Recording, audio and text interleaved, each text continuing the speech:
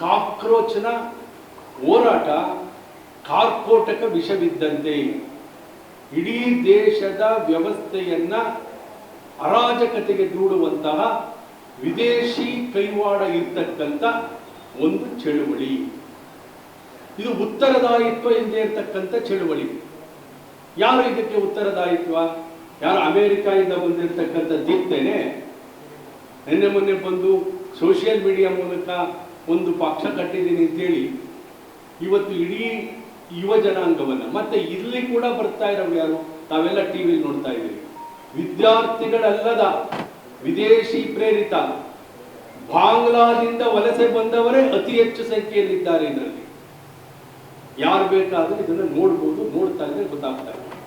ಕೆಟ್ಟ ಕೆಟ್ಟ ಪದಗಳಿಂದ ಪ್ರಧಾನಮಂತ್ರಿಗಳನ್ನ ನಿಂದಿಸೋದು, ಲಾಠಿ ಹಿಡಿದು ಖಡ್ಗ ಹಿಡಿದು ಬಾಟ್ಲಿ ಎಸ್ಕೊಂಡು ಓಡುವಂತ ಪೊಲೀಸರ ಮೇಲೆ ದೌರ್ಜನ್ಯ ಮಾಡುವಂಥದ್ದನ್ನ ಒಂದು ಚಳುವಳಿ ಅಂತ ಹೇಳ್ಬೇಕಾ?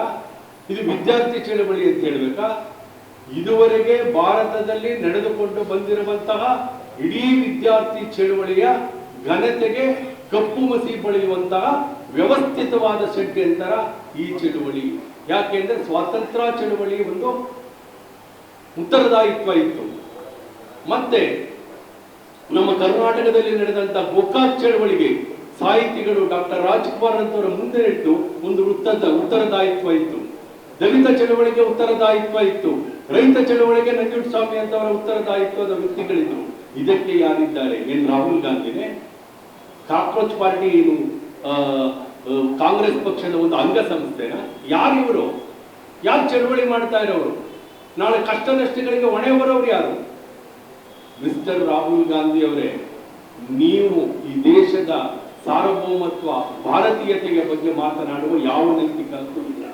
ಯಾಕೆ ಅಂದ್ರೆ ನಿಮ್ಮ 1 ವರ್ಷದ ಅವಧಿಯಲ್ಲಿ ಕನಿಷ್ಠ 160 ದಿನಕ್ಕೂ ಹೆಚ್ಚು ನೀವು ಅಂದ್ರೆ ಅರ್ಧ ವರ್ಷ ವಿದೇಶದಲ್ಲೇ ಇರ್ತೀರಿ. ಯಾಕಿರ್ತೀರಿ ವಿದೇಶದಲ್ಲಿ?